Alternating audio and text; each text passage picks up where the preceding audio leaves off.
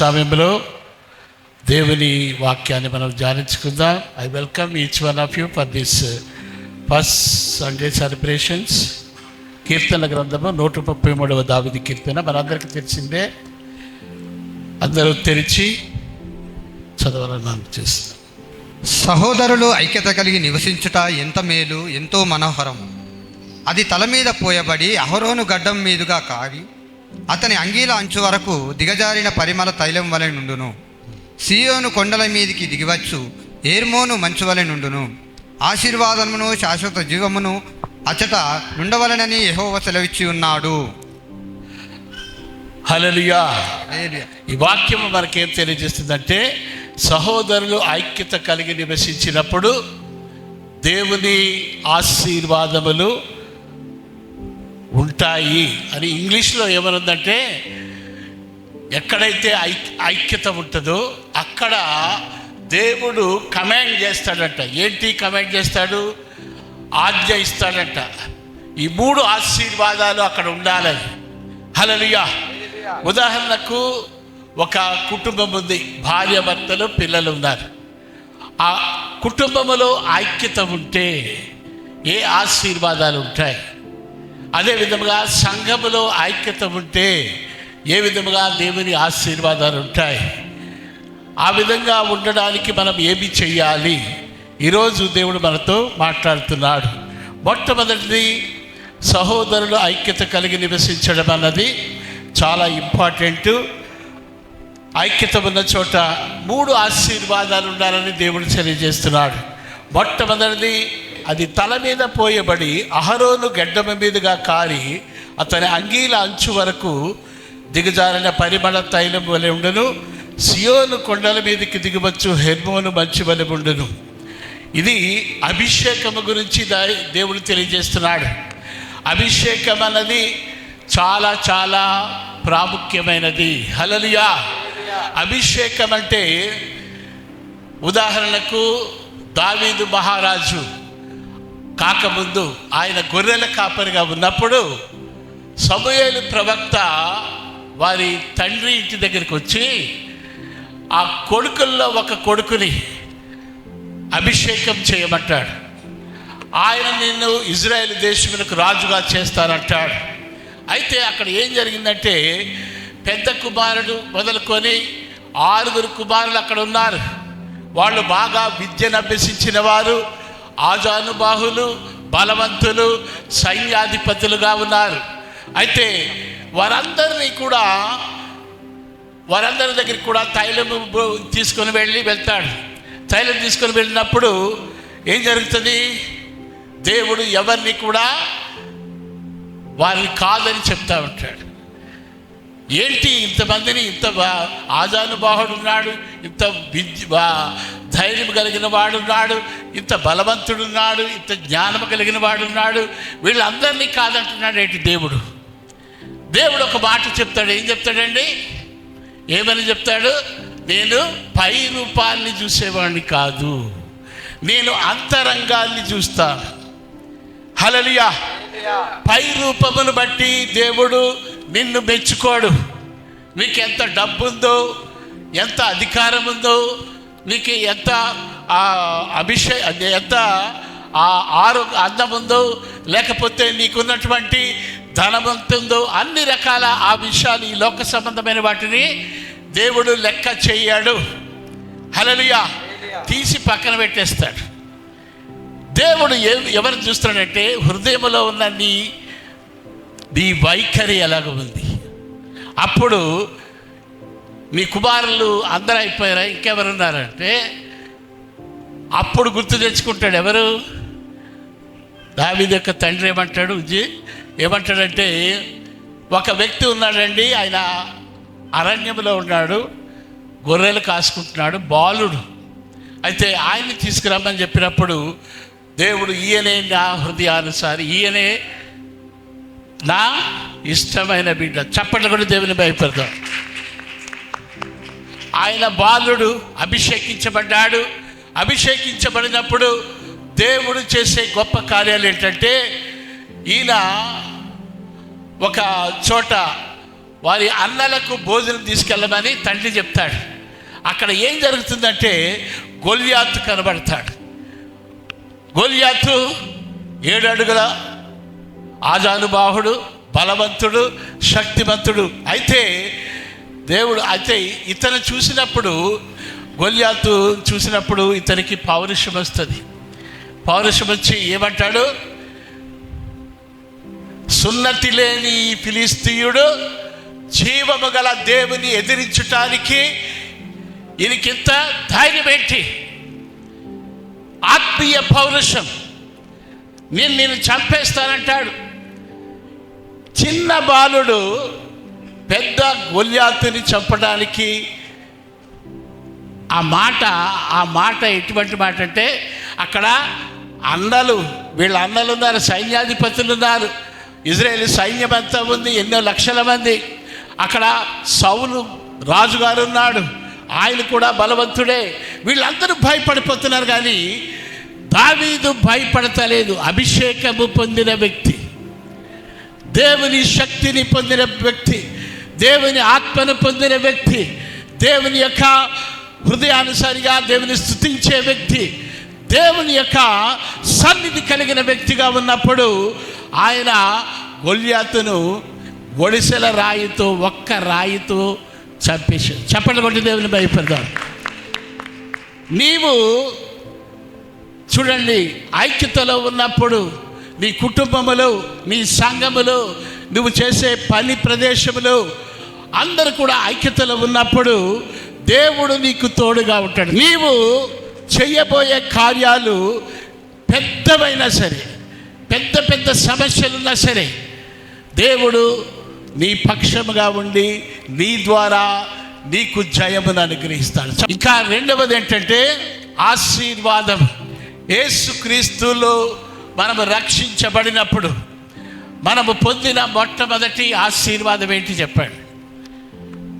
క్రీస్తులో నువ్వేమై ఉన్నావు, రక్షణ పొందిన తర్వాత నువ్వు ఏ విధముగా మార్చబడ్డావు? మొదటిది, యేసు దేవునిలో లేనప్పుడు, దుస్థితిలో ఉన్నప్పుడు నువ్వు పాపములో ఉన్నావు, శాపములో ఉన్నావు, మరణపు మార్గములో ఉన్నావు, నిత్య నరకానికి వెళ్తున్నావు. ఎప్పుడైతే యేసయ్యను రక్షణ పొందేవో నీకేమొచ్చిందండి? ఉచితముగా నీతిమంతులుగా చేసేసాడు. చెప్పండి కొట్టండి. కేవలము నువ్వు నమ్ముకుంటే చాలు. యేసయ్య నా కొరకు నువ్వు సిలువలో ఆ యొక్క పరిశుద్ధ రక్తమును కాచి నా కొరకు, నా పాపము కొరకు నేను పొందవలసిన శిక్ష, నువ్వు నా పాపాలని భరిస్తున్నావు, నువ్వు నా పాపముకు వెల చెల్లించావు, నన్ను ఆ పాపములు క్షమించు అని నువ్వు నమ్మితే, విశ్వసించి దేవుణ్ణి అడిగితే చాలు, ఒక్క క్షణములో నువ్వు నీతిమంతుడిగా తీర్చబడతావు. చప్పట్లు కొట్టండి. విశ్వాసము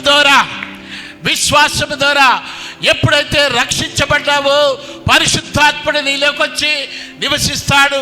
ఆయన నిన్ను పరిశుద్ధపరుస్తాడు.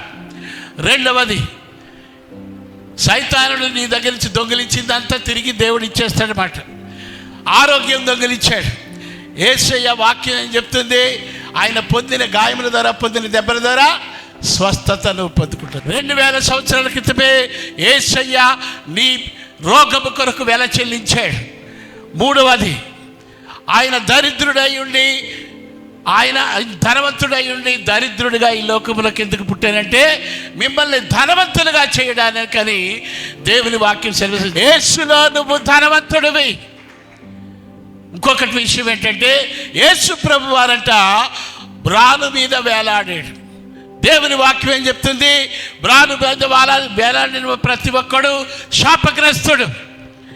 నీ శాపము, నా శాపమును యేసయ్య సిలువలో వేలాడి నీ శాపాన్ని కొట్టివేశాడు. నువ్వు యేసుక్రీస్తులో అబ్రహాముకు చెందిన ఆశీర్వాదాలు పొందుకుంటున్నావు.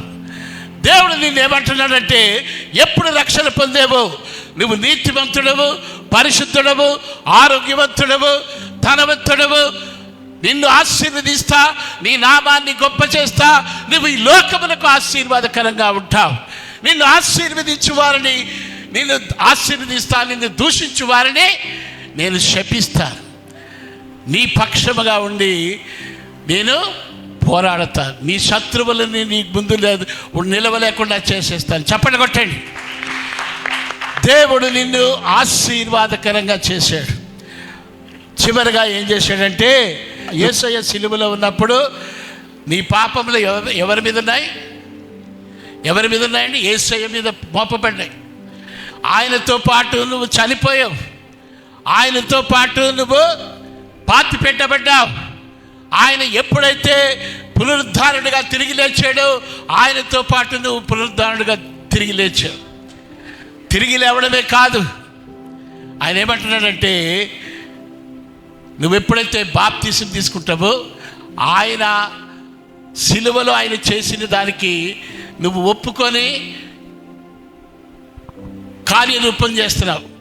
సిలువలో చనిపోయి ఆయన పాతి పెట్టబడి తిరిగి ఎలా లేచాడో నువ్వు కూడా అలా లేచావు.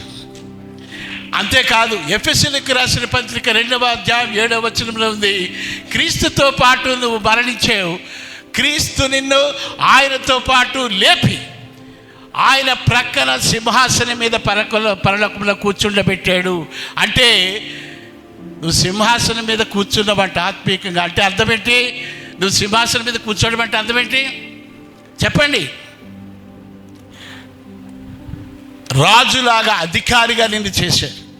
ఎవరి మీద అధికారిగా చేశాడంటే, రక్షణ పొందకముందు నీ మీద రాజు సైతాను, ఇప్పుడు రక్షణ పొందిన తర్వాత నువ్వు సాతాను మీద రాజుగా ఉన్నావు. చప్పట్లు కొట్టండి. సాతాను మీద నీకు అధికారం ఇచ్చాడు, శత్రు బలం అంతటిపై సర్వాధికారం ఇచ్చాడు. చప్పట్లు కొట్టి దేవుని భయపడదాం.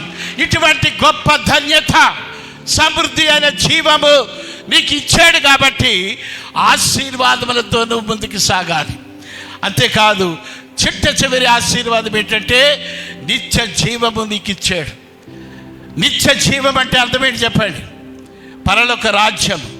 దేవుడు లోకమును ఎంతో ప్రేమించెను కాగా తన అద్వితీయ కుమారుని యందు విశ్వాసం ఉంచువాడు నశింపక నిత్య జీవము. దావీదు భక్తుడు చెప్తాడు,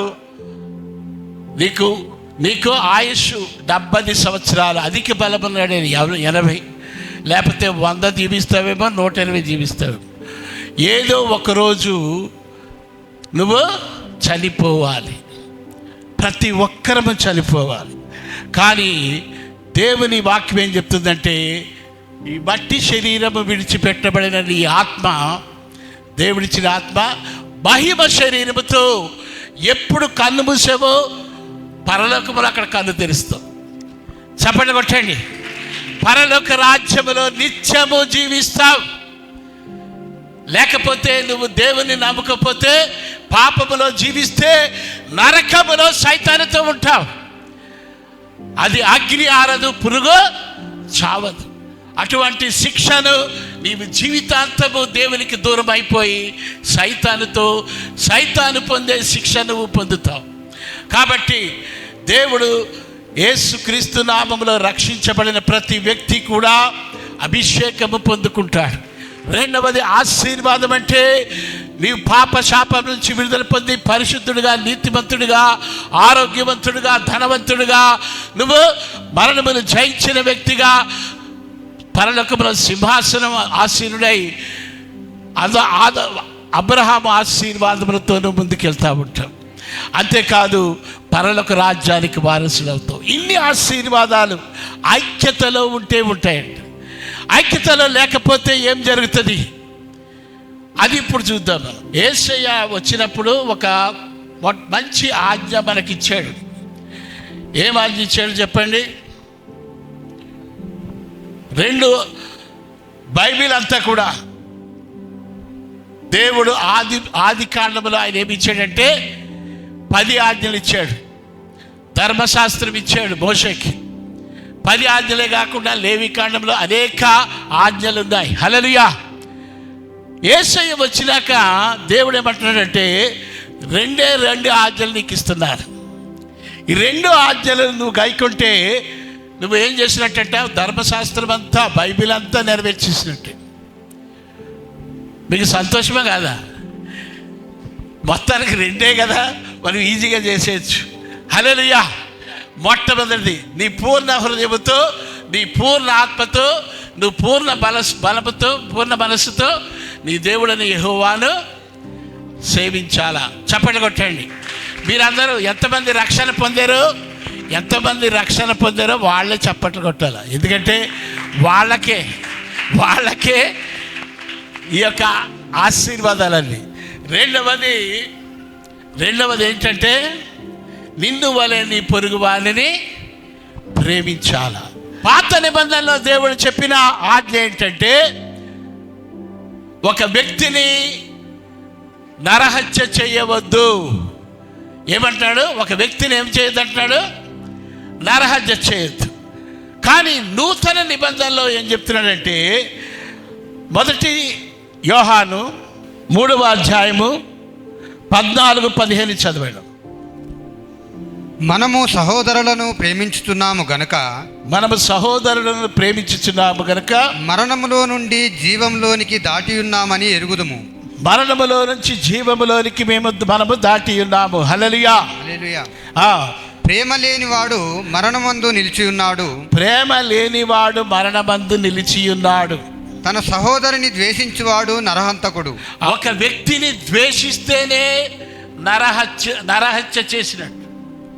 ద్వేషం అంటే ఏంటి? ఆయన మీద నీకు కోపం వచ్చింది. ఎందుకు కోపం వచ్చింది? ఆయన నీకేదో కీడు చేశాడు, అన్యాయం చేశాడు, నిన్ను తిట్టాడు, నిన్ను అవమానించాడు, నిన్ను లెక్క చేస్తాలే. అయితే అటువంటప్పుడు కూడా నువ్వు ద్వేషించొద్దు అంట. ఇంకో మాట ఏంటంటే నువ్వు ఒక వ్యక్తిని ద్వేషిస్తే నిత్య జీవము నీలో లేదంటున్నాడు. అక్కడ చదవండి, వేరేదేమన్నాడు? నరహత్య చేస్తే ఒక వ్యక్తిని ద్వేషించిన వాడు నరహంతకుడు. ఏ నరహంతకుని యందును నిత్య జీవం ఉండదని. ఏ నరహంతకుని యందు నిత్య జీవము లేదు. నిత్య జీవం అంటే అర్థం ఏంటి? పరలోక రాజ్యము లేదు. ఈ విషయము చాలా చాలా సీరియస్. నువ్వు ఎప్పుడైతే ఒక వ్యక్తిని ద్వేషిస్తున్నావో నువ్వు ఒక మనిషిని చంపినట్టు. నువ్వు పరలోక రాజ్యానికి వెళ్ళడానికి వీల్లేదు అంటున్నాడు. నేను వెళ్ళనివ్వను. నువ్వు పరలోక రాజ్యానికి హక్కుదారుడు కాదు. ఒక వ్యక్తి విషయంలో నువ్వు చూపించే ఆ యొక్క ప్రేమ దేవుని ప్రేమ కాకుండా ఈ లోక సంబంధమైన ప్రేమతో ఉన్నావంటే ఆ బిడ్డను నువ్వు ప్రేమించలేవు. హల్లెలూయా. అంతేకాకుండా ఇంకొక మాట చెప్తున్నాడు ఏంటంటే మార్కు సువార్త 11:25-26 చూడండి. మీకు ఒకని మీద విరోధం ఏమైనా కలిగి ఉన్నాడేలా మీరు నిలవబడి ప్రార్థన చేయనప్పుడెల్లా వారిని క్షమించుడి. అప్పుడు పరలోకమందున్న మీ తండ్రియు మీ పాపములను క్షమించును. నీ ప్రార్థన ఆలకించబడతలేదు. నీ ప్రార్థనకు జవాబు రావట్లేదు అంటే నువ్వు ఎవరి మీదైనా ద్వేషము, ఎవరి మీదైనా అసూయ, ద్వేషము కలిగి ఉన్నావని అర్థం. హల్లెలూయా. అప్పుడు సైతానుడు ఎక్కడుంటాడంట? నీ నెత్తి మీద ఉంటాడు. నువ్వు క్షమిస్తే నీ కాళ్ళ కిందకి వెళ్ళిపోతాడు. ఎవరి మీదైనా ద్వేషం కలిగి ఉంటే దేవుడు నా పరలోక రాజ్యానికి నువ్వు అర్హుడవు కావు, నువ్వు నరహంతకుడవు, నీ ప్రార్థన నేను ఆలకించను. ఒక సహోదరుని ద్వేషిస్తే నీ పాపములు క్షమించబడవు, నీ ప్రార్థనకు జవాబు రాదు, నువ్వు నరహంతకుడవు, నువ్వు పరలోక రాజ్యానికి అర్హుడవు కావు. నీ సహోదరుని నువ్వు తప్పక క్షమించాలి. క్షమాపణలో అద్భుతములు జరుగుతాయి. క్షమాపణలో నీకు స్వస్థతలు వస్తాయి. క్షమాపణలో నీకు నీ ప్రార్థన దేవుడు ఆలకిస్తాడు. క్షమాపణలో పరలోక రాజ్యానికి అర్హుడు అవుతావు. క్షమాపణలో నీకు దేవుడిచ్చిన ఆశీర్వాదాలు, సైతాను నుంచి వచ్చిన ప్రతి శాపము ఆశీర్వాదకరంగా మారుస్తాడు.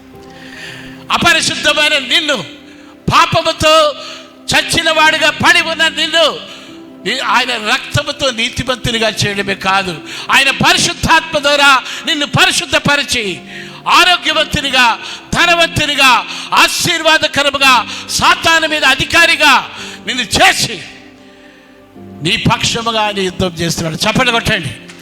అంత మంచి దేవుని యొక్క ఆశీర్వాదాలు నువ్వు పొందుకోవాలంటే నీ పక్కనున్న వ్యక్తిని నువ్వు ప్రేమించాలి. ఎప్పుడైతే నువ్వు ఆత్మల్ని రక్షించమని మేము అంటున్నాం కదా, దేవుడు కోరుకునేది ఏంటంటే నీ శత్రువునే నువ్వు రక్షణలోకి నడిపించాలి. చప్పట్లు కొట్టండి. నీ శత్రువుని క్షమించినట్లయితే అతను రక్షించబడతాడు. నీ సహోదరుడు, నీ భార్యను నువ్వు క్షమించాలి, నీ భర్తను నువ్వు క్షమించాలి, నీ అత్తను నువ్వు క్షమించాలి, నీ కోడలిని క్షమించాలి. ఎప్పుడైతే నీ స్నేహితులని, నీ విశ్వాసులను, నీ బంధువులను, నీ పిల్లల్ని, నీ యొక్క తల్లిదండ్రుల్ని, ఎవరైనా సరే అందరూ కూడా తప్పు చేసిన వాళ్ళే, ఏ భేదము లేదు, అందరూ పాపం చేశారు. దేవుడు అనుగ్రహించు మహిమ పొందలేకపోతున్నారు. కాబట్టి దేవుడు ఈరోజు చెప్తున్నాడు, ఏ వ్యక్తినైనా సరే నువ్వు క్షమించకపోతే, క్షమిస్తే మట్టుకు నువ్వు దీవెనలన్నీ పొందుకుంటావు, దేవుని అభిషేకం పొందుకుంటావు, పరలోక రాజ్యం పొందుకుంటావు, ఈ లోక సంబంధమైన ఆశీర్వాదాలు పొందుకుంటావు. అంతేకాకుండా దేవుడు నిన్ను దగ్గర నుంచి కోరుతున్నది ఏంటంటే నశించిపోయే ఆత్మలకు సువార్త ప్రకటించి రక్షించమంటున్నాడు. అది కూడా నువ్వు చేస్తున్నావు. నీ శత్రువునే కాదు, నీ భర్తను, నీ భార్యను, నీ పిల్లల్ని దేవుని మందిరంలోకి నడిపించడానికి, నీ స్నేహితుల్ని దేవుని మందిరంలో నడిపించడానికి, నీ యొక్క బంధువులని దేవుని మందిరంలో నడిపించాలి, రక్షణలోకి నడిపించాలి. వారు ఎటువంటి కీడు చేసినా మీరు క్షమించి వారికి దేవుని సువార్త ప్రకటించాలి. అందుకే ప్రతి వ్యక్తి యొక్క కుటుంబ సభ్యులు, బంధువులు, స్నేహితులు, ఇరుగు పొరుగు వారు, జత పనివారు, నువ్వు పనిచేస్తున్న ప్రదేశంలో నువ్వు మాదిరిగా ఉండి ఆయన ప్రేమతో నింపబడి నీ యొక్క తోటి సహోదరులను నువ్వు క్షమించగలిగి వారిని నువ్వు అటువంటి ప్రేమతో నింపబడినప్పుడు నువ్వు ఖచ్చితంగా వారిని రక్షణలోకి నడిపిస్తావు. చప్పట్లు కొట్టి దేవుని భయపెడదాం. దేవుడు అటువంటి ప్రేమ నీలో నింపుతానన్నాడు. ఆయన ప్రేమతో నింపమని మీరు అడగాలి. చప్పట్లు కొట్టి దేవుని భయపెడదాం. మన సంఘములో ఉన్న ప్రతి బిడ్డ దేవుని ప్రేమతో నింపబడాలి. పరిశుద్ధాత్మలో ఏముందంటే శక్తి ఉంది, ప్రేమ ఉంది. యేసుక్రీస్తు వారు యూదా గోత్రపు సింహము, శక్తిమంతుడు, నీతిమంతుడు. ఆయన అద్భుతాలు చేస్తాడు, స్వస్థతలు చేస్తాడు, ఆశ్చర్యకారాలు చేస్తాడు. అన్నిటికంటే ముఖ్యమైనది ఆమె గొర్రె పిల్ల లాంటి ప్రేమ కలిగిన వాడు. ప్రేమ సమస్తమును సహిస్తుంది, దోషములను క్షమిస్తుంది, ప్రతి ఒక్కరిని రక్షిస్తుంది. యేసయ్యకున్న రెండు గుణాలు, శక్తిమంతుడు, ప్రేమ గలవాడు. శక్తితో అద్భుతాలు, స్వస్థతలు జరుగుతాయి. ఆయన ప్రేమతో కూడా నువ్వు నింపబడితేనే నువ్వు రక్షించబడి ఆయన ఆశీర్వాదాలు పొందడమే కాదు, అనేక ఆత్మల్ని రక్షిస్తావు. ఆయన సన్నిధి నువ్వు కలిగి ఉంటావు, ఆయన అభిషేకాన్ని కలిగి ఉంటావు. ఆయన యొక్క ఆశీర్వాదములకు వారసుడు, నిత్య జీవమునకు వారసుడిగా నిన్ను చేసి అనేక ఆత్మల రక్షణ కొరకు నిన్ను వాడుకుంటాడు. అందరూ లేచి నిలబడదాం.